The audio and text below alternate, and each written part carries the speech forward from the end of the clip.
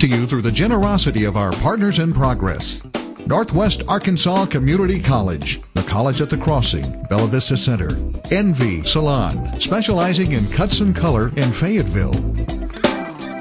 A.G. Russell Knives in Rogers. The Bank of Gravette, caretakers of the Arkansas spirit. The Tuscan Trotter American Brasserie, just off the square in downtown Bentonville. Discount Smokes and Liquors at the state line in Jane, Missouri. Hoffman Realty in Bella Vista.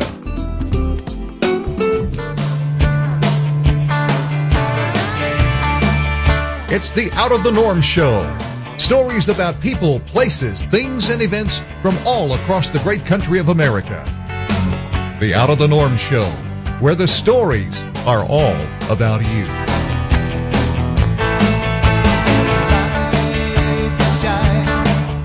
Hi, Norm Allen with you on another version of the Out of the Norm Show in downtown Fort Smith, Arkansas. Now, you may wonder, are we going to do museums? Are we going to go out and do big interviews and all of that? It's going to be a little bit of all of it on the show today, but really, it's a day about being a man of leisure. And I'm going to get to play that part today with a beautiful woman. Ooh, it's going to be fun. I'm almost embarrassed by it, but I'm sure I'll probably be embarrassed more later on in the day. Introduce you to Miss Laura. Isn't this a gorgeous lady here? She's going to show me around Miss Laura's place in downtown Fort Smith, Arkansas on the Out of the Norm Show. Today, the story's not all about you. It's going to be all about me. When you've got an extreme thirst, you know there's only one thing to reach for. A can of Splode. With 100 times the carbonation of ordinary soft drinks, Splode is intense. So if you think you can handle the pressure, grab a Splode and obliterate your thirst.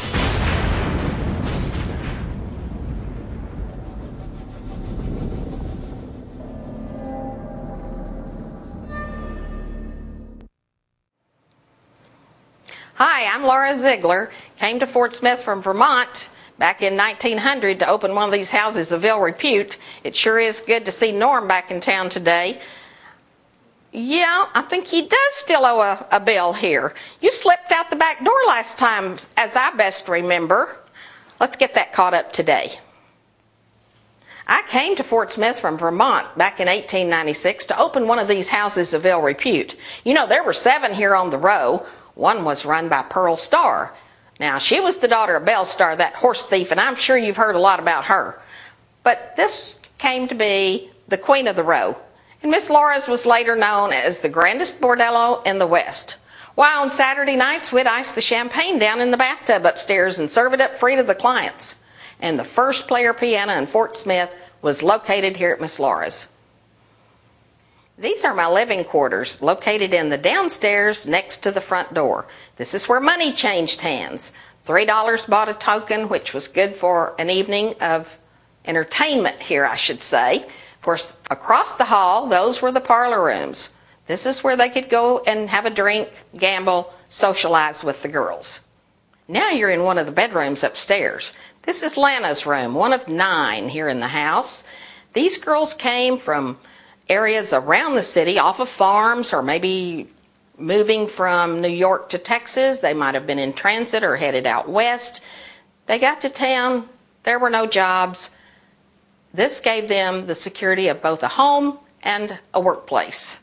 Now, this was all regulated by the city, neither legal or illegal, but regulated.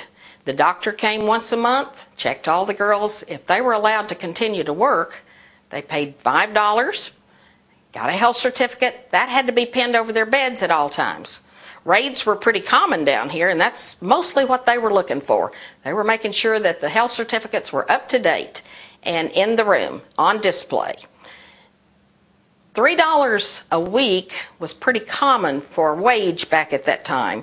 So consider that when you're thinking $3 per trip upstairs. I mean, these girls were making money. The bar downstairs was a social gathering for the gentlemen in town. They could come down, talk politics, visit with each other, have a drink, gamble a little. They decided to buy a token, go ahead and get their token, come on upstairs for an evening of pleasure. The painting behind me hung over that bar for many years and goes back at least to 1920. And there was never a problem with fights or brawls in this place. I took care of that with a .45. There are a few pieces of original furniture left in the house, but one of those is the dining room table. It's a roll top, works much like a roll top desk, and it's believed that this may have very well been built right here in Fort Smith in the 1870s. It's fully extended at this point, but if you wanted to collapse it, you simply pushed from the ends and it would roll under and collapse all the way down to these two large boards. Very valuable piece, solid oak, has 5 legs, and obviously it's very rare. People coming through the house say they've never seen one like it. The Victorian era brought changes in the fashion world. You notice the plunging necklines. The bustles pretty much went away. The colors got more vibrant. The girls got prettier. The stores in town brought their wares down to Miss Laura's, and the girls got to pick their dresses, their hats, and so forth. And of course, the madam was setting the trend. You could always pick her out in a crowd. As you can see, she would have been well dressed in these dresses that may have come from France, New York, or even made locally.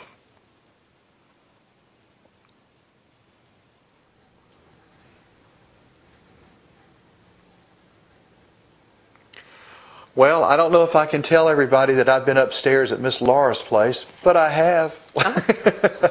And paid the bill. And paid the bill. Paid the bill. I want to thank you so much for giving me the time and opportunity to come and visit and learn this part of Fort Smith history. It's been pretty exciting. We're really glad you've been here today.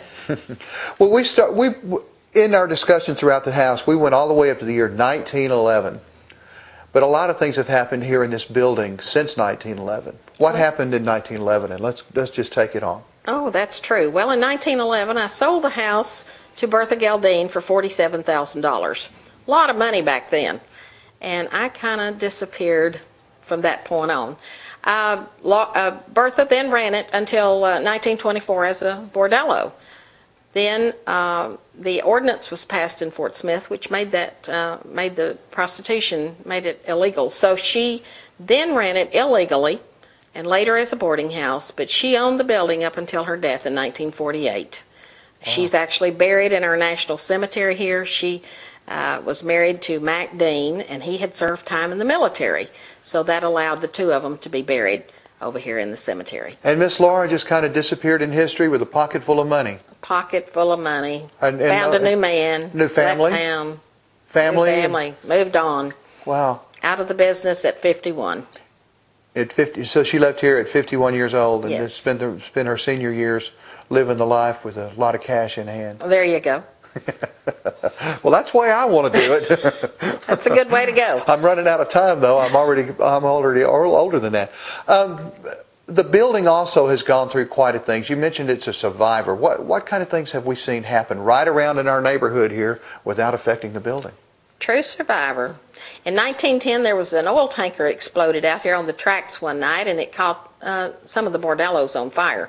2 of them actually burned to the ground, and 3 others were damaged heavily. But that fire came within 75 feet of Miss Laura's.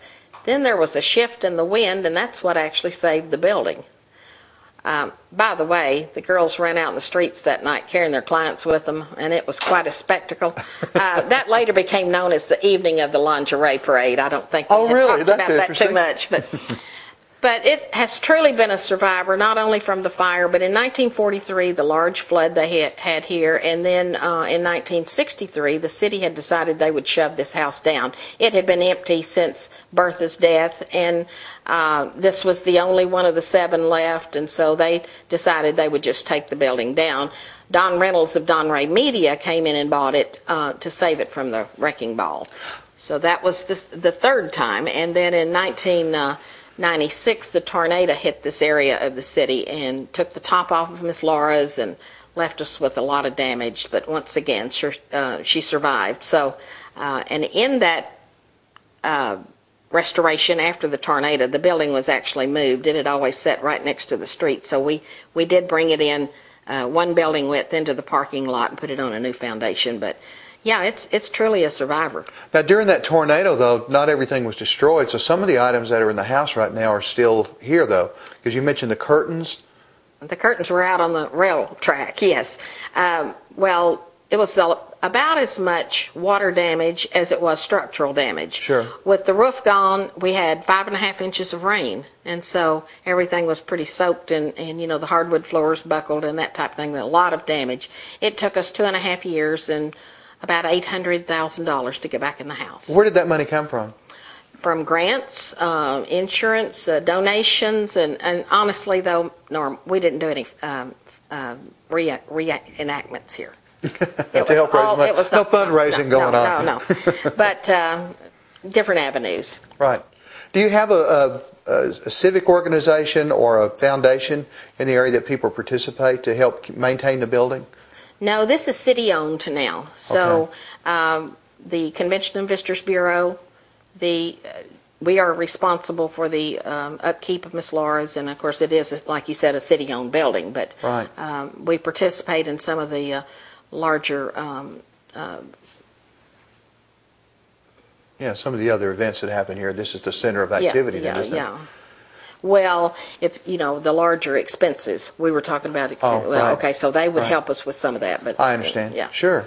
So it's always going to be maintained and kept. There's some beautiful furniture in here, and some of these are original pieces, weren't they? Yes, we had the 2 pieces upstairs. The table that we looked at. And the sideboard, that rosewood. And then the plumbing was brought into the house in 1940s, and so the bathtub upstairs, that's from that period. There was no plumbing in the early 1900s? 1943. When it was in its heyday, there was no plumbing? No. How did they operate like that? Well, that's the reason you had... that's why there's gravity. Pour the water in the tub, it goes downhill. That's right. Wow. Lighting was all gas, and of course brought to be electric many years later. So, yeah. What an interesting place it must have been. Now, in the restoration, how did you go about finding things? Did you only go with period things, or did you find photographs to reproduce wallpapers and carpets or anything like that in the restoration? Mostly through... On the wallpaper, we went down to the bottom layer and matched that as closely as we could in the way of patterns. Right. The floors had been, they were hardwood, but after the tornado and all the water, the hardwood was ruined. So we went with carpet in all the areas after the tornado. But under the carpeting, it's the original floors then? Not anymore. Not anymore, so it had to be completely restored because of the damage. Wow. Well, and also because of where we're located in downtown Fort Smith, we're just a few blocks from other things going on in this area. So if someone comes to visit you as a visitor center, let's go to that part of what the building is used for. As a visitor center, number one, how many people do you see come through here every year? Oh, we have about 17,000 come through. Now, they're from all over the United States and all over the world. We have a lot of international guests. They come here mostly for the history. Right. Of the entire area. This was the Wild West. I mean, this was the jumping off place. If they were, you know, the land rush, all the movements that came through, the gold rush and so forth. So they come here to learn more about that history. Probably one of the few places that was river and railroad in Arkansas, so that's why Fort Smith has been sustained as well as it has. Exactly.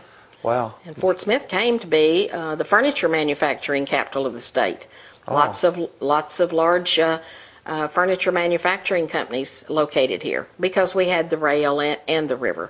Now, of course, all the manufacturing that we have, it's certainly helped us in these times to sustain because we have manufacturing companies like Gerber Baby Foods and Whirlpool and Ream and Hiram Walker and Planters Peanuts, and we could just go on and on. We have a lot of, and some of the new plants that are being built. So it's a pretty stabilized area economically, even though there's been challenges in other parts of the world or other parts of the country. Right. We've seen some challenges. Well, and we're right in the center of the country with the interstates running right through. So it, and of course the Midwest. The Midwest in general has benefited somewhat, or at least sustained themselves through this time, more so than the outlying areas. The rest of the bordellos by 1963 had all disappeared.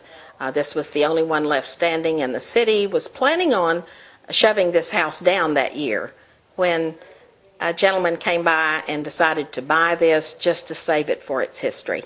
And it became, once it was bought, what did it become? It went on the National Register in May of 1973, the first bordello to ever be listed on our register, and then restored in 1980, and it operated as a restaurant for about 10 years. But since 1992, it has been the official visitor center as well as the offices for the Convention and Visitors Bureau, the tourism arm of the city. So now it's city-owned, or is it a foundation-owned It project? is city-owned. It's city-owned, Yes. so this is part of the city budgeting here? Yes. Oh, okay. How many visitors do you have come through every year? We have generally about 16,000, 17,000 a year, and they come from all over the country as well as all over the world. But you've also participated in a lot of other PR programs as well. I noticed you had some True Grit things here. And what are some of the other events around the city that are held? Well, such as this year, we'll have the air show, which brings lots of people in. What time of the year is that? It's in October. And then, but festivals throughout the year. And that always brings people in. What is the biggest draw to Fort Smith if you're going to be a visitor? What do you want to see? Name me 5 things that if I come to Fort Smith is a must-see for my first visit. Well, the number one attraction in the city, of course, is our National Historic Site. That houses is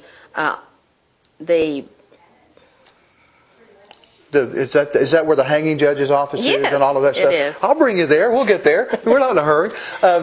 Tell me a little bit about that building. I haven't been there yet, but what am I going to see there? Well, it houses the judge's chambers, the courtroom of Judge Isaac C. Parker. The hanging gallows are out on the grounds, and then the old jail. You can actually walk in the old jail, hear voices from the past. So that is our number one attraction. Miss Laura's is the number 2 attraction in the city. Really? So we get a lot of visitors here. But of course we have numerous other museums, such as the Clayton House, the Fort Smith Museum of History, the Darby Home. Mr. Darby was the leader of Darby's Rangers in World War II and a name that's well known in the area. Sure. And then, of course, Fort Chaffee's not far away either. No, it isn't. And the museum district out there has really taken off in the last few years. And the museum there houses the barber shop where Elvis got that famous haircut in 1958, when so much attention from all over the world was given to that event.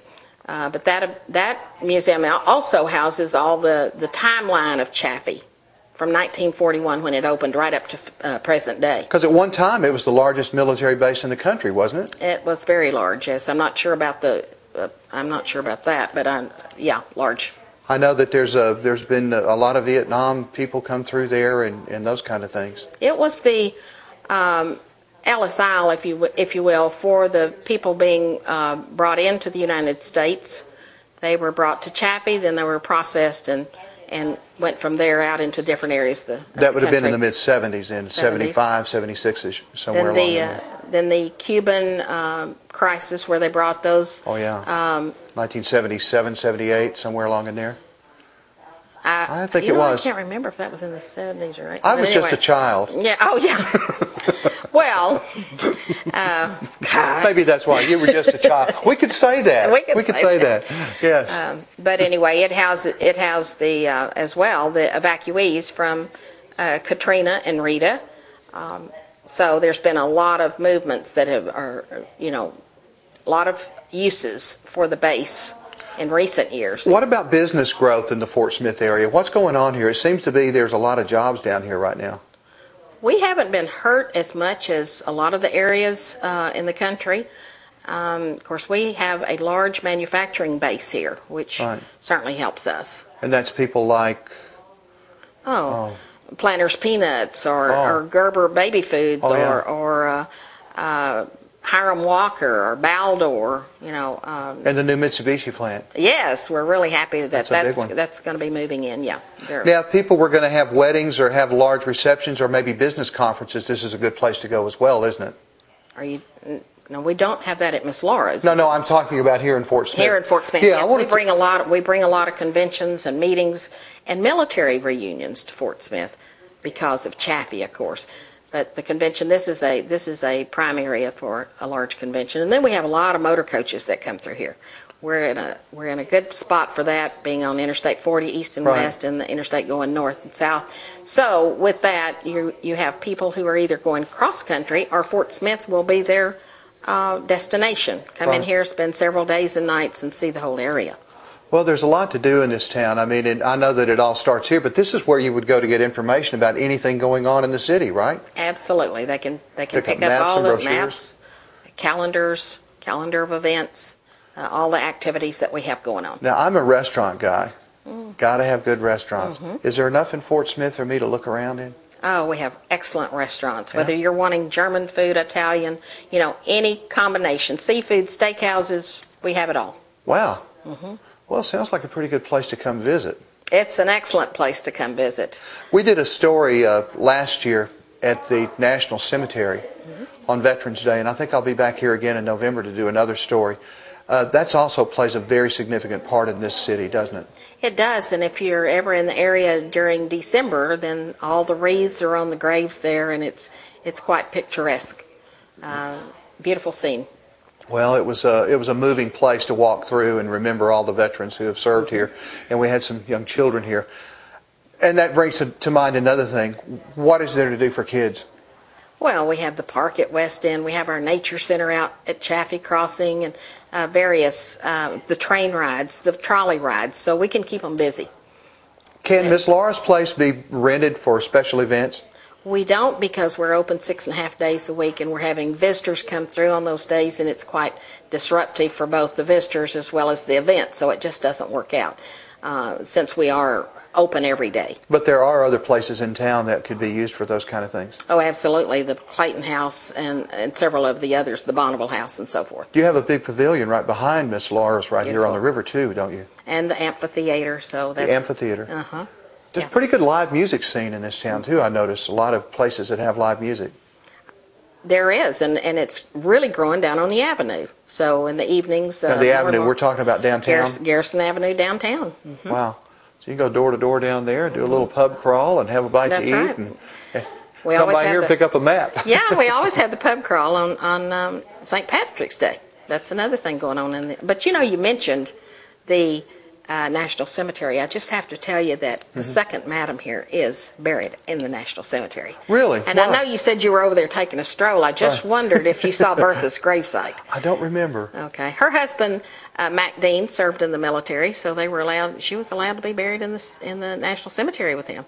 Wow, that's kind of interesting. Right over there with Judge Parker. Oh, he's buried in there Yes, as well. he is. Wow. And General Darby, And the list goes on. and the list goes on. Wow. So when you're over there strolling around, maybe you'll check on some of those. All right.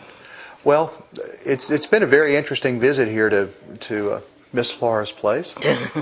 Oh, you also have souvenirs and things like that for people, right? We do. Tell us a little bit about that. What do you have to offer so we can? Is there a website that they can go to find out more about the building and history and things There of that is. sort? They can go to fortsmith.org, and our website will cover all of the the information on Fort Smith, all that we have going on, things that are coming up, calendars, maps. That's the place to go to if you're planning a trip. Go on there and see what all we have to offer. The souvenirs, we have a small gift shop area here, and it's mostly souvenirs from Miss Laura's. So if they want to pick up their T-shirt where it And the says token? our brothel still takes care of visitors, so or they can buy their token, yes, and caps and so forth. So Oh, good. lots They're of- great lots of souvenirs of Fort Smith. souvenirs of Fort Smith. Now, this is not only, now we've talked about it here today on our show, but this place is really pretty famous as far as being mentioned in other media, hasn't it been? Oh, it has been, yes. We've been on all the national TV stations, in the New York Times, a lot of the media overseas, the international media as well. And we've actually had folks that have flown to the United States just to see Miss Laura's. We had a couple that Wow. came from Japan Really? just to see Miss Laura's. So we hear that a lot. How did they know about it? They saw it on the website.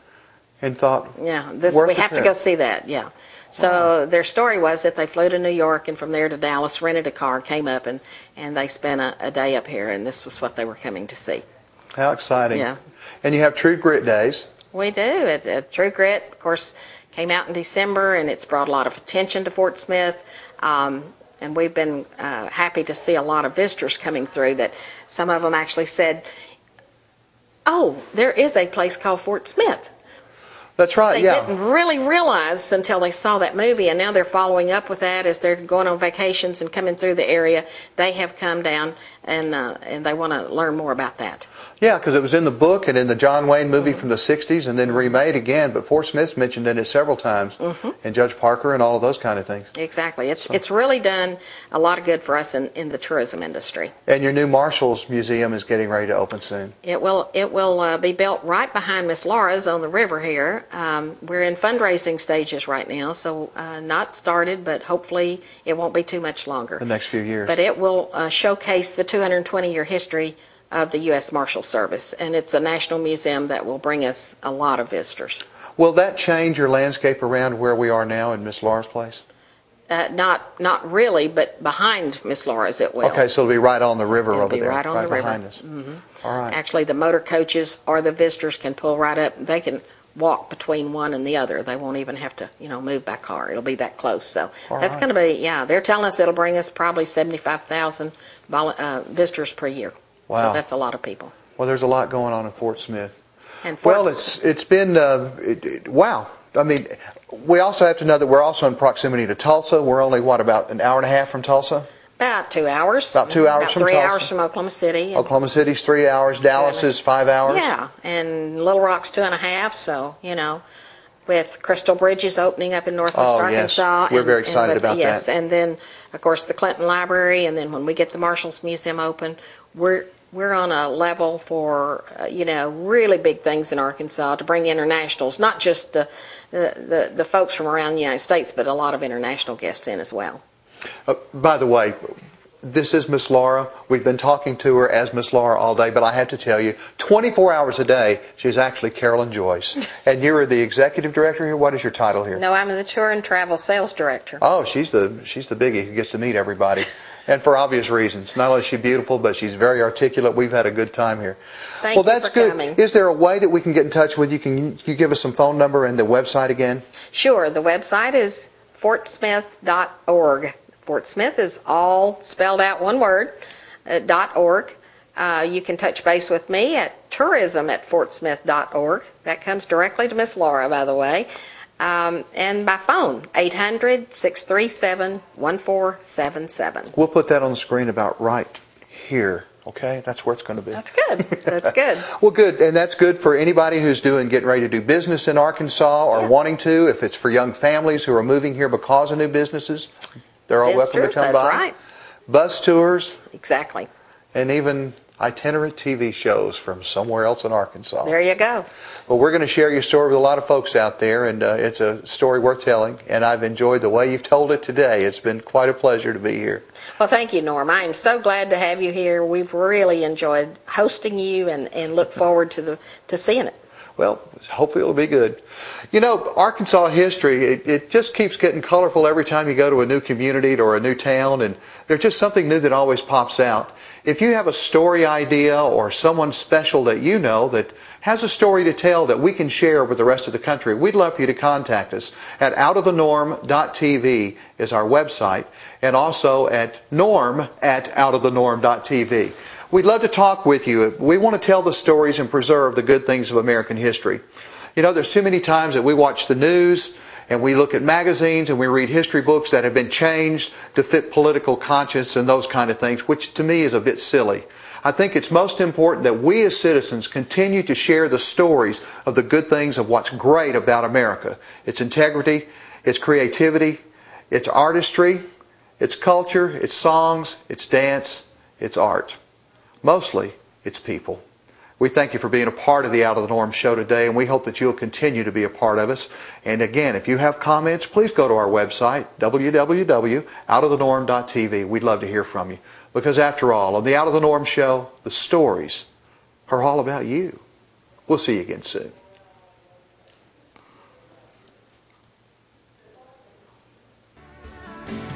Can't go far from things that are so dear and true, like loving the South and me just loving you. You can't go far from things that are so dear and true, like loving the south of me.